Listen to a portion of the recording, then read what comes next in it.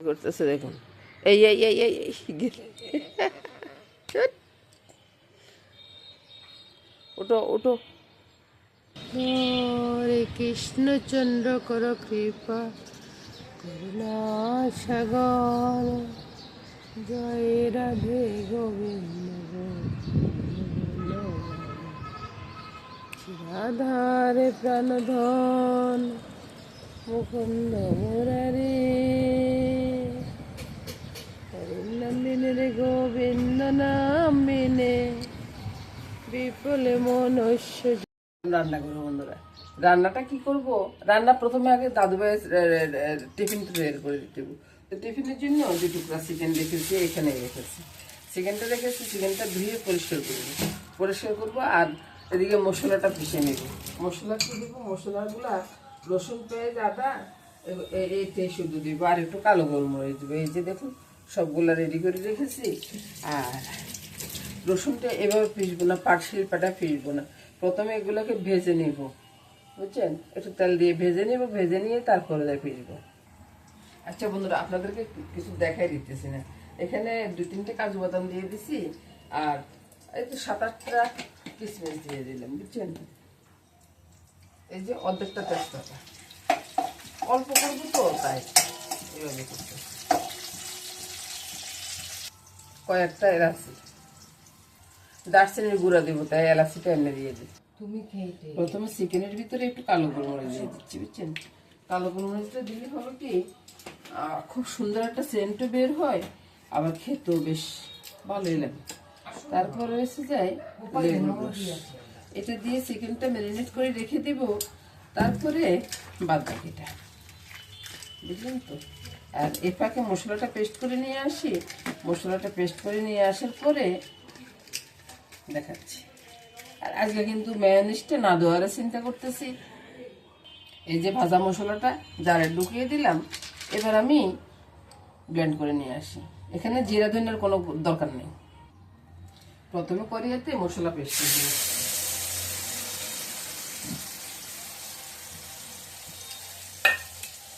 তারপরে একে একে সামান্য একটু নুন তো ওই যে চিকেনের ভিতরে আছে, ওই জন্য আর কি সামান্য একটু নুন দিয়ে দিলাম। তারপরে সামান্য হলুদ দেবো, দাদুভাইয়ের টিফিনের জন্য তো না, তো একটু সামান্য হলুদ দিয়ে দিলাম, বাস। এতটুকু মশলাতে চিকেন রান্নাটা খুব সুন্দর হয়ে যাবে। আর আপনারাও করে দেখবেন বন্ধুরা, এটা কিন্তু খেতে কিন্তু অসাধারণ লাগে, বুঝছেন? আপনারা মনে করেন না যে এটা খেতে ভালো লাগবে না, একটু খেতে অসাধারণ লাগে। ওইদিকে মশলাটা কষানো হয়ে গেছে, এদিকে আমি চিকেনের ভিতরে একটু দুধ পাউডার দিলে হয়ে যায়। আর দুধে দিলে আর দুধ পাউডার দরকার পড়বে না, ওই জন্য একটু দুধে দিয়ে দিলাম। এবার চিকেনটা দিয়ে দিবে এটার সাথে, বুঝলেন? দিয়ে নেড়ে সেড়ে একটু ঢাকা দিয়ে রাখবো। আর ঝোলটা দিব একটু পরে, ওই যে ব্লেন্ডারের জারটা ধুয়ে পরিষ্কার করে তারপরে নিয়ে আসছি, ওইটা জলটা দিয়ে দিব। কষানোটা হয়ে গেছে, ওই জারটা দিয়ে যে জলটা আছে জলটা ছেড়ে দিলাম, কারণ মাংসগুলো সিদ্ধ হওয়ার দরকার। ছোট বাচ্চাদের জন্য তো একটু ভালো করে ভালোভাবে রান্না না করে দিলে এটা কিন্তু পরে একটা ক্ষতির দিক হয়ে যাবে আর কি। ওই জন্য একবার ভালো করে রান্না করে নেবেন। রান্না করার পরে আমি দেখাবো চিকেনটা কেমন হয়েছে। ওইদিকে ছোট্ট একটা প্যান বসিয়ে দিলাম, পাউরুটিটা একটু সেঁকে নিব বাটার দিয়ে, এই বাটারটা দিয়ে। এই তো বন্ধুরা, বাস চিকেনটা নিয়ে নিলাম, নিয়ে আমি ওই যে 1 পিস পাউরুটির উপর দিয়ে দিব, ভালো করে বিছিয়ে দিব। কারণ দাদুভাই ছোট মানুষ তো অত শত বুঝতে না, বুঝছেন? আজকে আবার মেয়োনিজ দিচ্ছি না, চিকেনটা একটু বাড়িয়ে দিলাম আর কি। তো চিকেনটা বাড়িয়ে দিয়ে চিকেনটা একটু এদিক সেদিক করে দিচ্ছি। এবার একটার উপর একটা বসিয়ে দিলাম, বসিয়ে দিয়ে কেটে দিব।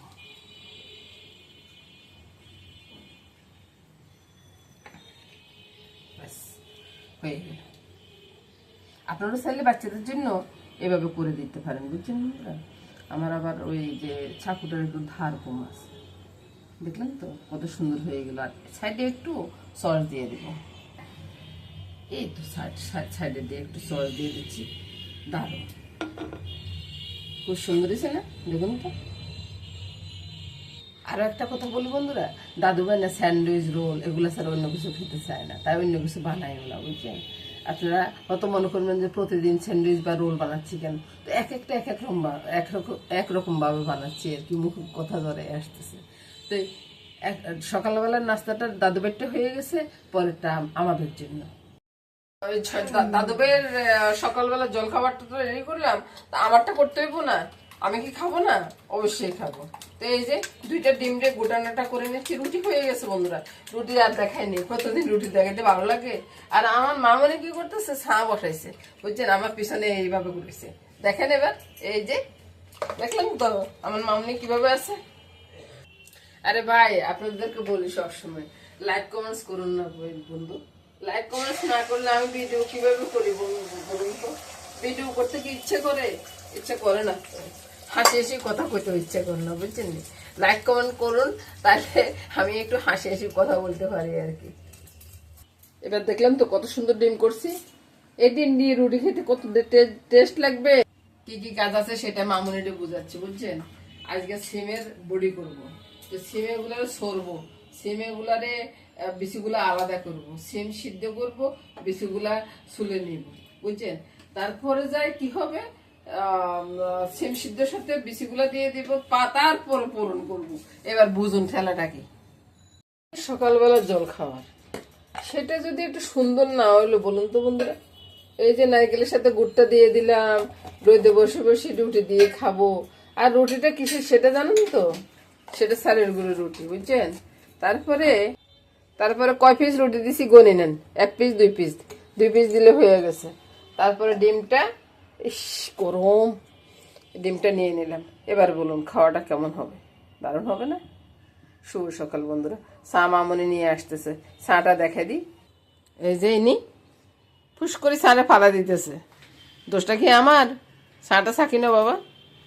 এবার চলুন সামনের টেবিলে বসে সবাই মিলে একসাথে বসে খাবো আর মজা পাবো, রৌদ্রও আসে। নমস্কার বন্ধুরা, শুভ সকাল।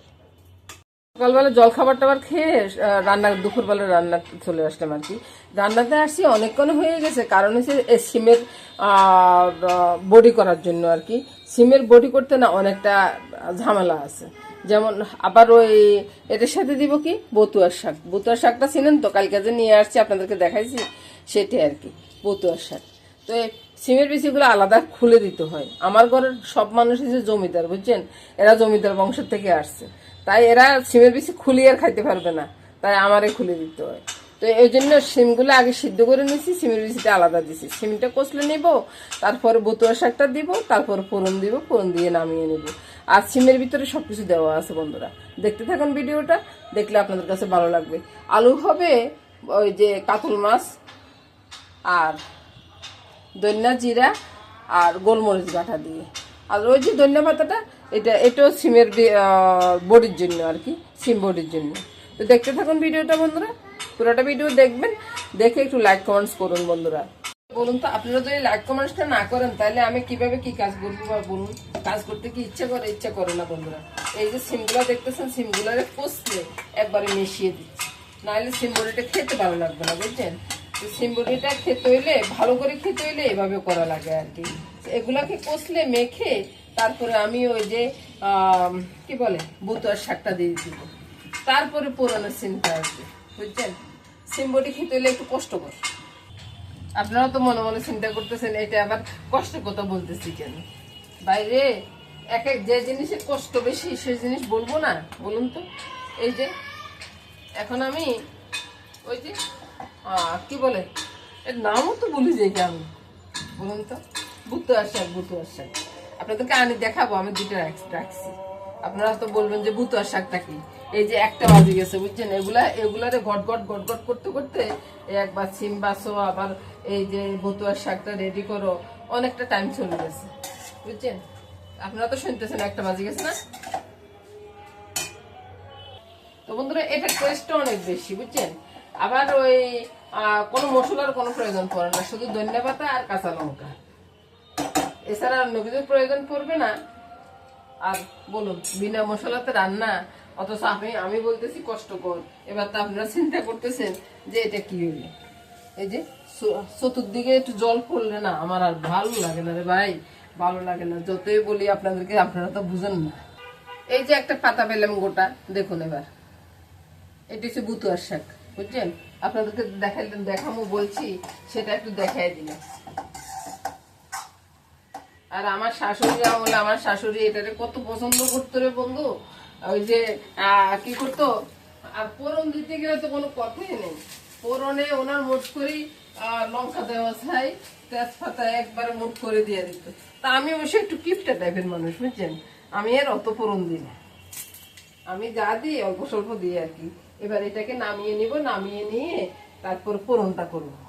আগে নামাই তারপরে ফোড়ন করি। দুই দিকে করিয়ে বসাইছি, কারণ 1টা বাজে গেছে, আর কি দেরি করা সম্ভব? আর দেরি করা সম্ভব না। সকালবেলা খেয়ে দিয়ে একটু গল্প গুজব করি, বুঝছেন? বসে বসে চিন্তা করি যে একটু গল্প গুজব করবো। আর এই যে সিম বড়িটার ভিতরে তেল কিন্তু কম দিবেন না, তেল কম দিলে আমার শাশুড়ি আবার ধোকা দিবে, বুঝছেন? ওই জন্য বলতেছি আপনাদেরকে, তেল কিন্তু কম দিবেন না। আর আমি মুট করি না পাইলেও সিমটে কটা মরিচ দিয়ে দিলাম। তারপরে আসুন মাছের ভিতরে নুন হলুদটা মেখে নিই। ওইদিকে তো তেলটা গরম হয়ে যাচ্ছে, আর ওইদিকে তেল গরম হয়ে গেছে তো মাছের দিকে মাছের মাথাটাও দিয়েছি। মাছের মাথাটা ভাজা হইতে না অনেকটা টাইম লেগে যাবে, তাই মিলজিল করে করা আর কি। আর এদিকে মরিচগুলো হয়ে গেছে, মরিচগুলো নামিয়ে রেখে দিব, বুঝছেন? রেখে দিয়ে তারপরে ফোড়নটা করবো। এই যে দেখুন মরিচটা উড়িয়ে রেখে দিলাম, আর এখানে তেজপাতা আর মেথি দিয়ে দিলাম, দিয়ে তারপর যথারীতি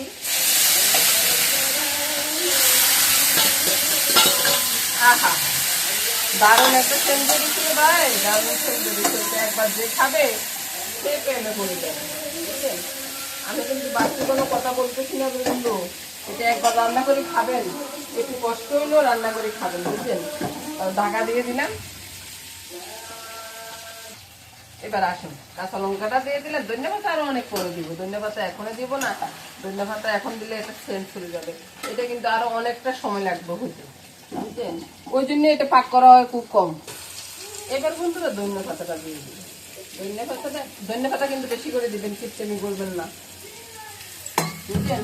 ধন্যবাদটা দিয়ে আবারও নেড়ে ছেড়ে এবার নামাবো। নামানোর পরে তারপর দেখাবো। আর ওইদিকে তো আরেকটা তরকারি হয়ে যাচ্ছে, আমার মতো কাজ করবেন, দেখবেন যে খুব তাড়াতাড়ি রান্না করে ফেলতে পারবেন। এবার দেখুন পরে এটা পুরাটা পরিষ্কার হয়ে গেছে। আর এবারে এই যে বড়ির মতো উল্টাতে পারতেছি, বুঝছেন? তো এটার নাম হলো যে বড়ি। নামাই দেখাই। এবার বড়িটা ঢেলে নিচ্ছি বন্ধুরা, ঢেলে নেওয়ার পরে আপনাদেরকে দেখাচ্ছি কত সুন্দর সবুজ সবুজ একটা রান্না, কি যে দারুণ লাগে খেতে। এবার দেখলেন তো, এবার ফুস করে উপর থেকে মরিচগুলো ছেড়ে দিব। আহা দারুণ স্বাদের। 1 কামড় দিবেন মরিচে, আর ভাতটা মেখে নিবেন শাক দিয়ে, মানে বুতুয়ার শাক, যেটার বলে সিম বড়ি দিয়ে বুতুয়ার শাক। ভুল বলতেছি, সিম দিয়ে বুতুয়ার শাক বড়ি, বুঝছেন? আমার কত ভুল হয় বলুন তো বন্ধুরা। ওই যে মাছ তো ভাজি হয়ে গেছে, মাছের সাথে আলুও ভাজি হয়ে গেছে। আলুগুলা তুলে নিচ্ছি, আলুগুলা তুলে নিয়ে তারপরে মশলাটা তেলে দিয়ে দেবো। আর বাবা পরস্কারে বাবা না পরে থাকতে পারস না করে এতে, হ্যাঁ? এবার যদি করি যায় তাহলে কেমন লাগে তো বলুন তো। এই যে জিরা, ধনিয়া, গোলমরিচ বাটা, এই তরকারিটা আমার ঘরে সবাই পছন্দ, বুঝছেন? এই জন্য কদিন পর পর রান্না। আর এবার তো আপনারা বলবেন যে হলুদ মরিচ কোথায়, এই তো চলে আসছে। এই যে লঙ্কাটা ছেড়ে দিলাম, হলুদটা দিয়ে দিলাম, তারপরে মরিচের গুঁড়া কম করে দিই, কারণ আমার দাদু ভাই আছে না। তারপরে একটু চিনি দিলাম, চিনিটা যদি আপনারা যদি না দিতে চান তো না দিবেন, তবে চিনি দেওয়ার সময় আমি যখন দিব না তখন আপনারা চোখটা বুঝিয়ে রাখবেন, বুঝছেন? আপনারা তো মনে করেন যে চিনি দিলে তরকারিটা মিষ্টি হবে, বাইরে মিষ্টি হবে না রে ভাই, মিষ্টি হবে না, তরকারির টেস্টটা বেড়ে যাবে, বুঝছেন? এখন তো তরকারিগুলার অত আগের দিনের মতো নাই, একটু ফানসা বাড়ে। আচ্ছা বন্ধুরা, ওই যে তরকারির মশলাটা কষানো হয়ে গেছে, আমি আলুগুলো তো ছেড়ে দিচ্ছি। আমি তো ভুলিয়ে গেছি যে আপনারাও দেখবেন, বুঝছেন? এরকম ভুল আপনাদেরও হয় মনে হয়। তো দিয়ে দিলাম আলুগুলা। আলুগুলা একটু কষানো হোক, তারপরে গরম জল দিয়ে মাছগুলা দিয়ে দিব, মাছ দিয়ে গরম জলগুলা দিয়ে দিব, বুঝছেন। কয়েকটা আলুকে ম্যাশ করে দিচ্ছি, বুঝছেন। ম্যাশ করে দেওয়ার পরে এবার আমি মাছগুলা ছেড়ে দিব। আর কি হয়েছে জানেন, মাছ যেদিন প্রথম আনি না ফ্রিজে না ঢুকানোর আগে মাছগুলা কিন্তু অনেক নরম থাকে, মাছ ভাজি উঠাইতে অনেকটা কষ্ট। আর ওই অনেক সময় হয় কি, ওরা যে কেটে দেয় ওই কিছুটা ছোট দেয় কিছুটা বড় দেয়, বুঝছেন। জলটা দিয়ে দিলাম। রান্না হয়ে গেছে বন্ধুরা, চুলাটা বন্ধ করে দিলাম, দিয়ে তরকারিটা ঢেলে দিলাম। যে দারুণ একটা সেন্ট বেরোছে রে বাবা। আর আপনারা তো মনে মনে চিন্তা করবেন যে সব রান্না রান্না করিয়ে বুঝি আমি এ কথা বলি। না রে ভাই, যে রান্না খারাপ হবে সে রান্নার কথা বলবো, বলবো না কেন। আর গোটা একটা মাথা দিছে আমার মামনি, শুষি শুষি খাবে। বাস রান্নাটা হয়ে গেছে, এবার দেখাই দিই আপনাদের রান্নাগুলা কেমন হয়েছে। রান্নাটা কেমন হয়েছে, আর ঠান্ডা হওয়ার পরে তো আরো সুন্দর হয়ে যাবে। আর ওই যে বুতুয়ার শাক খুব ভালো করে দেখে নেন, কিন্তু পরে দিয়ে আবার বলবেন যে আমরা তো দেখে নিই। বুতুয়ার শাকটা দারুণ স্বাদ লাগে, দারুণ স্বাদ লাগে। বছরে একবার হলেও রান্না করবেন, একটু ঝামেলা আর কি, তাও রান্না করবেন। এই নিয়ে রান্নাটা শেষ করলাম বন্ধুরা। সবাই ভালো থাকুন, সুস্থ থাকুন, সুন্দর থাকুন এই কামনা করে আজকের মতো এখানে বিদায় নিব। নমস্কার বন্ধুরা।